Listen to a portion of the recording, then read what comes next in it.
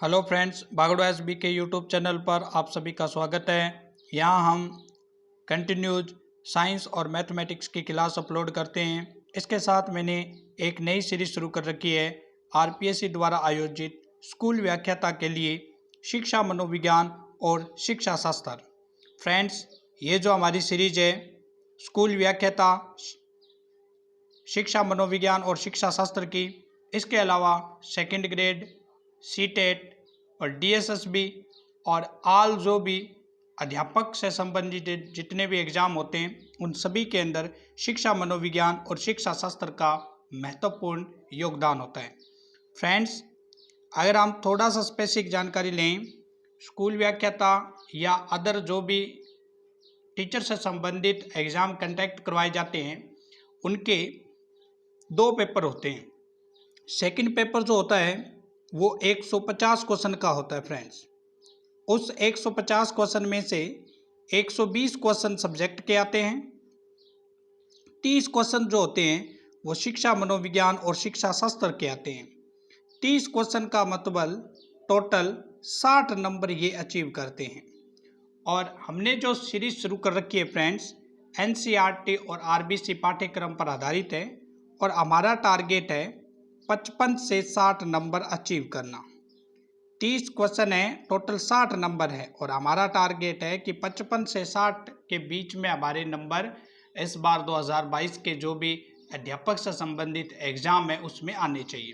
तो मैंने 20 top question की सीरीज शुरू कर रखी है। सबसे पहला वीडियो जो डाला था 5 मिनट का वीडियो, उसमें सिलेबस है और कौन कौन से टॉपिक है और कैसे हमें को उनको पढ़ना है उसके बारे में मैंने कुछ स्पेसिफिक जानकारी की। कल मैंने एक फर्स्ट जो सीरीज का पहला जो वीडियो था वो डाल दिया है, टेस्ट नंबर फर्स्ट। आज हमारा जो टेस्ट है वो टेस्ट नंबर सेकंड रहेगा। हम बात करते हैं पहले क्वेश्चन से। फ्रेंड्स, पहला क्वेश्चन आपके सामने कि एक बालक अधिक सीखता है। एक बालक अधिक कब सीखता है? जब उसको व्याख्यान विधि से पढ़ाया जाए या फिर पाठ्य पुस्तक से पढ़ाया जाए या कंप्यूटर से पढ़ाया जाए या फिर क्रिया विधि से पढ़ाया जाए। तो एक बालक फ्रेंड्स अधिक जब सीखेगा जब हम उसको क्रिया विधि से पढ़ाएंगे।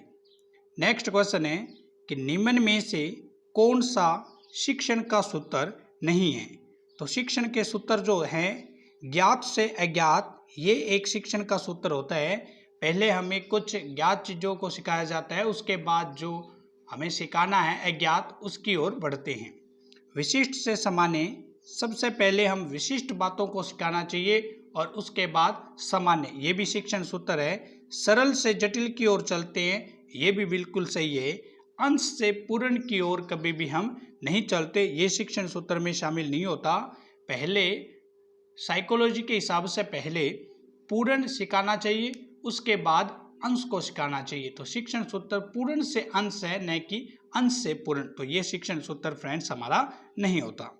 नेक्स्ट है प्रभावी शिक्षक वह है जो, प्रभावी शिक्षक कौन सा होता है? जो कक्षा पर नियंत्रण रख सके या फिर अधिक सूचना दे सकता है या विद्यार्थियों को अधिगम हेतु अभिप्रेरित कर सकता है या फिर आवंटित कार्य का ध्यानपूर्वक संशोधन कर सकता है। तो फ्रेंड्स, प्रभावी शिक्षक वो होता है जो विद्यार्थियों को अधिगम हेतु अभिप्रेरित कर सकता है। जो शिक्षक अभिप्रेरित कर सकता है, अभिप्रेरणा दे सकता है, उसको हम प्रभावी शिक्षक की श्रेणी में रखते हैं। नेक्स्ट क्वेश्चन है फ्रेंड्स स्क्रीन पे, मनोवैज्ञानिकों के कौन से समूह ने महसूस करने योग्य तथा मापन योग्य व्यवहार पर अपना ध्यान केंद्रित किया था? कौन से ऐसे मनोवैज्ञानिक थे जिन्होंने ये समूह ने महसूस करने योग्य और मापन योग्य व्यवहार पर अपना ध्यान केंद्रित किया था? तो ये थे फ्रेंड्स व्यवहारवादी। कौन से थे? व्यवहारवादी जो मनोवैज्ञानिक थे उन्होंने महसूस करने योग्य और मापन योग्य व्यवहार पर अपना ध्यान केंद्रित किया था। नेक्स्ट क्वेश्चन है फ्रेंड्स, प्रथम मनोविज्ञान प्रयोगशाला कहाँ पर स्थापित की गई थी? तो प्रथम मनोविज्ञान प्रयोगशाला लिपजिंग में स्थापित की गई थी। फ्रेंड्स, लिपजिंग ये स्थान कहाँ पड़ता है? जर्मनी के अंदर पड़ता है। यहाँ प्रथम मनोविज्ञान प्रयोगशाला की स्थापना की गई थी लिपजिंग के अंदर। नेक्स्ट क्वेश्चन है कि नवीन ज्ञान की प्राप्ति होती है। नवीन ज्ञान की प्राप्ति फ्रेंड्स कब होती है? रटने से होती है, ज्ञान का स्थानांतरण से होती है, या फिर अनुभव व नवीन अर्थ खोजने से होती है, या फिर किसी से नहीं होती। तो नवीन ज्ञान की उत्पत्ति अनुभव और नवीन अर्थ खोजने से प्राप्त होती है फ्रेंड्स। नेक्स्ट क्वेश्चन है स्क्रीन पे, ये डेफिनेशन है।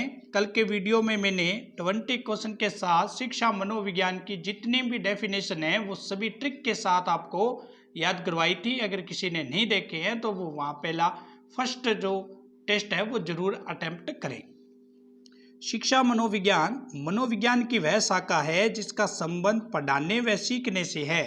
तो पढ़ाने से और सीखने से है। ये डेफिनेशन किसने दी थी? स्किनर ने दी थी। डेफिनेशन में हमने पढ़ा था अधिगम से संबंधित, और अधिगम किससे संबंधित है? सीखने से संबंधित है। तो ये डेफिनेशन जो है स्किनर महोदय की दी हुई है। उसके बाद है नेक्स्ट क्वेश्चन कि शिक्षा के लिए मनोविज्ञान की उपयोगिता जिस क्षेत्र में है वह। शिक्षा के लिए मनोविज्ञान की उपयोगिता किस क्षेत्र में है? क्या ये उचित शिक्षण विधियों के प्रयोग के लिए है, या बालकों के व्यक्तित्व के सर्वांगीण विकास के लिए है, या कक्षा के समस्याओं के समाधान के लिए है, या फिर सभी है? तो ये सभी के अंदर यूज होती है।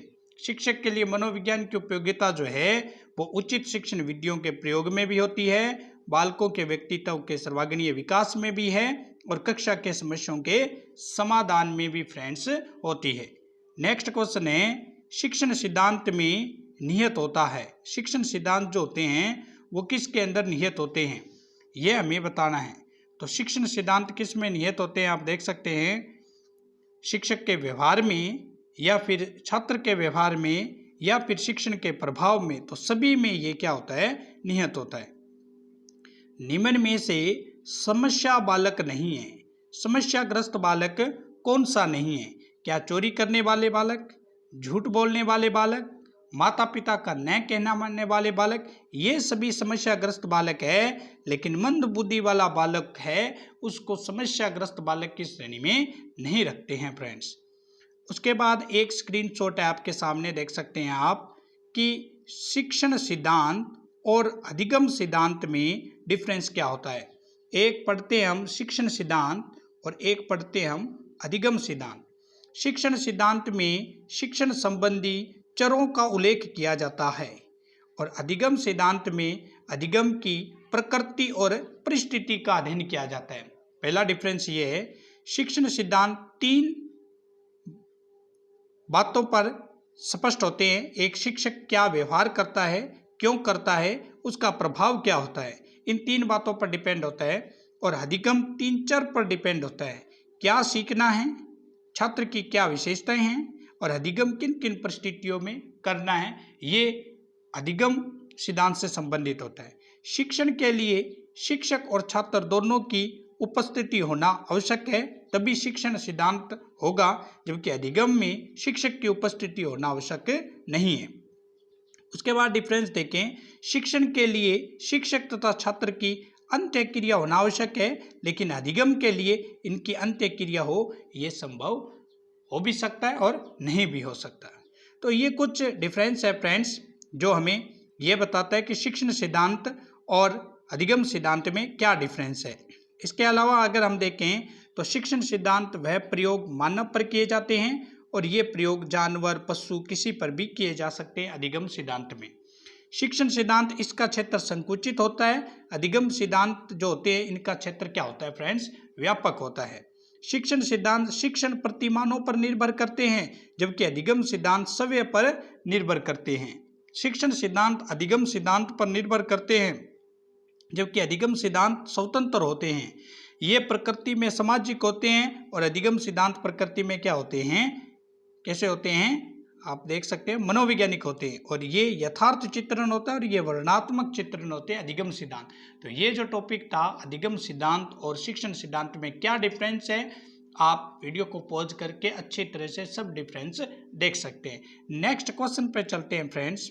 स्क्रीन पे नेक्स्ट क्वेश्चन है आपके सामने, नेक्स्ट है फ्रेंड्स, हमारे सामने आपके सामने क्वेश्चन है कि शिक्षक के मानसिक स्वास्थ्य के लिए आवश्यक क्या होता है। तो शिक्षक के मानसिक स्वास्थ्य के लिए सामाजिक सम्मान मिलना भी आवश्यक होता है, विद्यालय प्रशासन में भागीदारी भी आवश्यक होती है और शिक्षक संघों का संगठन भी है। मतलब सभी जानकारी शिक्षक स्वास्थ्य के लिए आवश्यक होती है। नेक्स्ट क्वेश्चन है स्क्रीन पे, निम्न में से कौन सा व्यवहार भावात्मक बाधा को प्रदर्शित करता है। तो भावात्मक बाधा को फ्रेंड्स आक्रामकता प्रदर्शित करती है। मित्रों के साथ अच्छे व्यवहार ये नहीं प्रेजेंट करती। अध्ययन में रुचि, संतुलित संवेग, आक्रामकता जो है वो भावात्मक बाधा को उत्पन्न करती है। नेक्स्ट क्वेश्चन है फ्रेंड्स, रॉबर्ट एम गेने के अनुसार निम्न में से कौन सा अधिगम का प्रकार नहीं है। तो रॉबर्ट एम गेने ने 8 प्रकार के अधिगम के प्रकार बताए थे, लेकिन अंत्यदृष्टि अधिगम नहीं बताया था। इन्होंने अंत्यदृष्टि अधिगम है इनके द्वारा नहीं बताया गया था। बाकी संकेत अधिगम, प्रत्यय अधिगम, उद्दीपक अनुक्रिया अधिगम ये रॉबर्ट गेने के द्वारा बताए गए थे। नेक्स्ट क्वेश्चन है, किस मनोविज्ञान के संकुल के अनुसार शिक्षण प्रक्रिया का केंद्र बालक है। किसने माना था कि शिक्षण प्रक्रिया का केंद्र जो है वो बालक को माना गया था। किसके अनुसार? निर्मितवाद के अनुसार। किस मनोविज्ञान के संकुल के अनुसार शिक्षण प्रक्रिया का केंद्र बालक था? तो निर्मितवाद के द्वारा ये माना गया था। नेक्स्ट क्वेश्चन है, सीखना है। सीखना क्या है? क्या ये ज्ञान का स्तर है या ज्ञान की ऊष्मा है या प्राणी मात्र के व्यवहार में सुधार लाने की प्रक्रिया है या प्राणी मात्र के व्यवहार को प्रेरित करना है। तो प्राणी मात्र के व्यवहार में सुधार लाने की प्रक्रिया को ही फ्रेंड्स क्या बोलते हैं? सीखना बोलते हैं। नेक्स्ट क्वेश्चन है स्क्रीन पे, अधिगम के 2 प्रकार कौन से हैं क्वेश्चन के अकॉर्डिंग टू। तो अधिगम के 2 प्रकार है, आगमन अधिगम और निगमन अधिगम। नेक्स्ट क्वेश्चन है स्क्रीन पे, आवश्यक रूप से सीखना जुड़ा हुआ है उद्दीपन प्रत्युत्तर से। किससे आवश्यक रूप से सीखना जुड़ा हुआ है? तो व्यवहारवादी उपागमन से जुड़ा हुआ है। क्या सामाजिक उपागमन, आर्थिक उपागमन, नैतिक या व्यवहारवादी? तो आवश्यक रूप से सीखना जो है वो व्यवहारवादी उपागमन से जुड़ा हुआ है। नेक्स्ट क्वेश्चन है, सीखना एक लक्ष्य आधारित क्रिया है, इसकी सफलता में कुछ कारकों का योगदान है। वातावरण का, विद्यार्थियों को बल युक्त प्रेरणा का, या विद्यार्थियों की मानसिक व्यवस्था का, या उपयुक्त सभी का। तो इसमें सभी का योगदान होता है। वातावरण का भी होता है, विद्यार्थियों को बल युक्त प्रेरणा देने से भी, और विद्यार्थियों की मानसिक व्यवस्था से संबंधित भी होता है फ्रेंड्स। नेक्स्ट है, विद्यार्थी विशेष शिक्षण क्रिया में रुचि रखते हैं। यदि शिक्षक शिक्षण इकाई चयन करने तथा उसे संगठित प्रकार करे तो विद्यार्थी से स्वयं विकसित करेंगे। विद्यार्थी स्वयं विकसित करेंगे। क्या वो सहायक सामग्री विकसित करेंगे, रुचि लेंगे, शाम पट कार्य करेंगे, या पाठ का जो फ्रेंड्स पाठ को पढ़ेंगे? क्या करेंगे? तो वो रुचि लेंगे। क्या करेंगे? रुचि लेंगे। नेक्स्ट फ्रेंड है, अधिगम से तात्पर्य क्या है? अधिगम से क्या तात्पर्य होता है? क्या व्यवहार में अस्थायी परिवर्तन से, अभ्यास व शिक्षण में परिपक्वता लाने से, प्रत्यय और प्रत्यक्ष अनुभव के माध्यम से व्यवहार में अपेक्षित परिवर्तन से? तो ये इसका क्या है? आंसर है। अधिगम से क्या तात्पर्य है? प्रत्यक्ष तथा अप्रत्यक्ष अनुभव के माध्यम से व्यवहार में अपेक्षित परिवर्तन लाने को क्या बोलते हैं फ्रेंड्स? अधिगम में अधिगम का मतलब होता है। तो thanks for watching my video.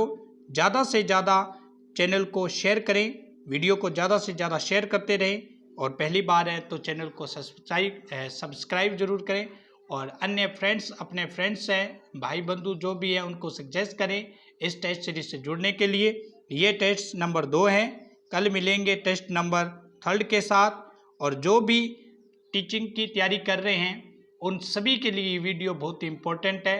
भागड़ू SB के यूट्यूब चैनल पर मैथ और साइंस के साथ साथ मैंने ये टेस्ट सीरीज भी आपके लिए निःशुल्क फ्री कॉस्ट शुरू की है। तो ज़्यादा से ज़्यादा जुड़े आप, ताकि आपको भी ज़्यादा से ज़्यादा इसका बेनिफिट हो, और हमारा जो समाज सेवा का सर्वगणीय विकास बच्चों का करने की हमारी जो मनोकामना है वो भी कंप्लीट हो, आपका भी भला होता रहे। और ज़्यादा से ज़्यादा चैनल को, वीडियो को शेयर जरूर करें। थैंक यू दोस्तों, कल मिलेंगे। किसी प्रकार की कोई डाउट हो तो कमेंट में ज़रूर लिखें, कमेंट करते रहें क्योंकि हमें भी मोटिवेशन मिलता रहे। थैंक यू दोस्तों, कल मिलेंगे टेस्ट नंबर 3 के साथ।